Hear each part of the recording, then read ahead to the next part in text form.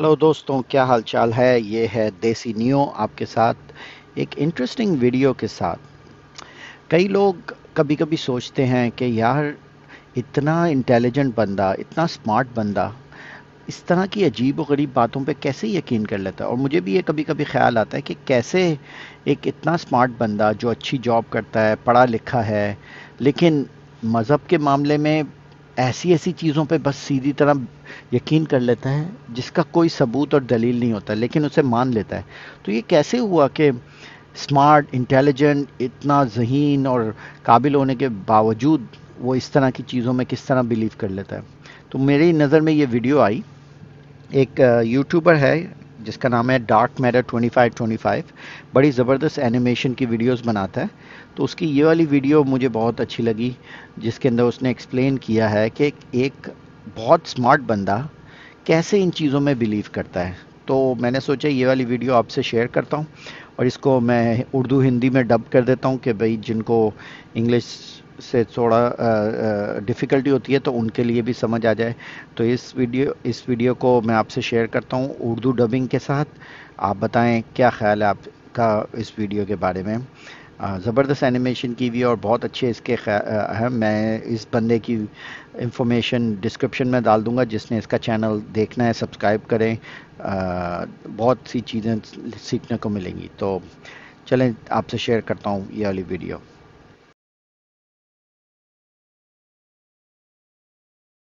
क्या है कि दुनिया में बहुत से इंटेलिजेंट लोग हैं जो खुदा में यकीन करते हैं। ये सच है। जब आप ये चीज़ सोच रहे हैं, मैं आपका इंट्रोडक्शन इस बंदे से करवाता हूँ। ये है महमूद, बहुत ही स्मार्ट और इंटेलिजेंट बंदा। इसने एक दिन एक कहानी सुनी किसी रैंडम लोगों से। अजीब सी कहानी थी, सुन के हंसने लगा, यकीन बिल्कुल नहीं आया और चला गया। लेकिन थोड़ी देर के बाद उसने वही कहानी अपने एक ऐसे दोस्त से सुनी। थोड़ा सा यकीन आने लगा कि शायद ये स्टोरी सच्ची हो, लेकिन क्योंकि ये स्टोरी किसी ऐसी अजीब सी थी, उसको कन्विंस करना ज़्यादा मुश्किल नहीं है कि ये तो भोंगी स्टोरी है और सच है। उसको कन्विंस करना ज़्यादा मुश्किल नहीं था कि यार इतनी भोंगी स्टोरियों में यकीन नहीं करो। स्मार्ट और इंटेलिजेंट इंसान है, जैसा कि आपको पता है। हालात थोड़ा सा बदल देते हैं तो क्या होता है। फ़र्ज़ करो कि महमूद बचपन से ये कहानी सुन रहा है, और ये इस कहानी उसके ऊपर बचपन से उसके माँ बाप उनको सुनाए जा रहे हैं। उनको झुटलाना बहुत मुश्किल हो जाएगा, क्योंकि बच्चा एक कुदरती तौर पे अपने माँ बाप पे भरोसा करता है और उसकी बातों को सच्चा समझता है। ये सच्चा समझते हैं, और यही उस बच्चे को बार बार बताया जाता है और उसके दिमाग में सेट हो जाता है। समझो कि वो महमूद एक ऐसे जगह पे रहता है जहाँ उसके अलावा आसपास उसके जितने भी पड़ोसी हैं या रिश्तेदार हैं, सब वही कहानी उसे बार बार सुनाते हैं कि जैसे वो सच हो, और उसको यही बताते हैं कि यही सच चीज़ है, यही सच चीज़ है। महमूद ने ये कहानी इतनी दफ़ा सुनी है कि वो समझने लगता है कि ये वाकई सच है, बल्कि उसकी बीवी भी उसे यही बताती है कि ये सच्ची कहानी है। लगने लग जाती है, और जो भी इस कहानी को झुटलाता है, महमूद को वो बंदा बेवकूफ़ नज़र आने लगता है। तो बहुत अक्लमंद इंसान था।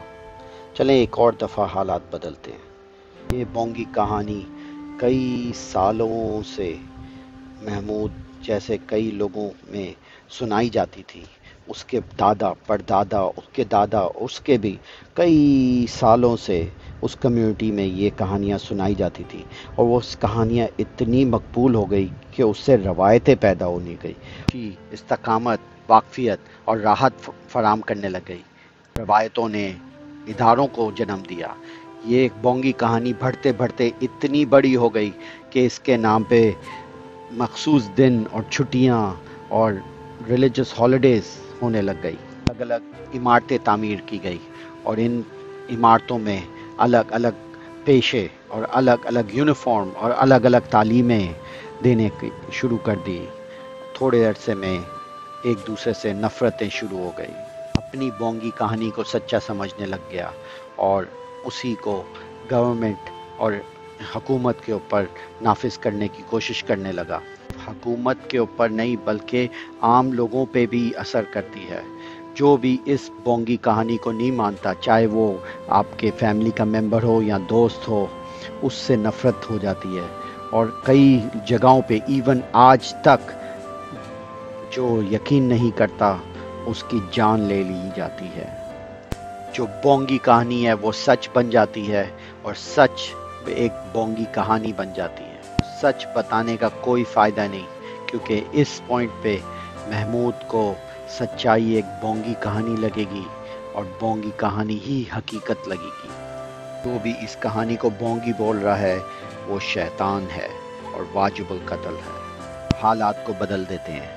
سوچو اگر اس بونگی کہانی کے ساتھ ایک اور دعویٰ کیا ہے کہ جو اس بونگی کہانی کو مانے گا اسے ہمیشہ کے لیے جنت ملے گی، اور جو نہیں مانے گا اسے آگ میں جلایا جائے گا، تو صرف اس بونگی کہانی کو مان لے گا، بلکہ وہ چاہے گا کہ میں دوسروں کو بھی اس آگ سے بچاؤں، اور وہ ہر ایک کو یہ بونگی کہانی بتاتا پھرے گا اپنے اچھے دل کی وجہ سے، کیونکہ وہ ان کو بچانا چاہتا ہے۔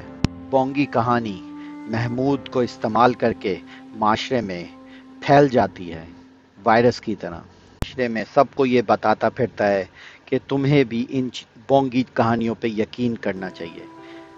اب آپ سمجھ سکتے ہو کہ ایک انٹیلیجنٹ انسان محمود کی طرح کی بونگی کہانیوں میں کیوں یقین کرتا ہے۔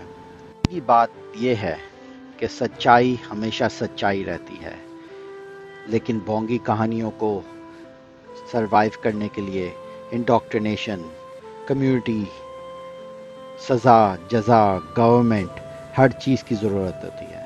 ان ساری چیزوں کے بغیر یہ بونگی کہانیاں ہمیشہ ختم ہو جائیں گی، لیکن سچ کو پھیلانے کے لیے کبھی بھی تلوار کی دھار کی ضرورت نہیں پڑتی، کبھی بھی بندوق کی ضرورت نہیں پڑتی، کبھی بھی بم کے دھماکے کی ضرورت نہیں پڑتی، کبھی بھی ماں باپ کی انڈاکٹرینیشن کی ضرورت نہیں پڑتی۔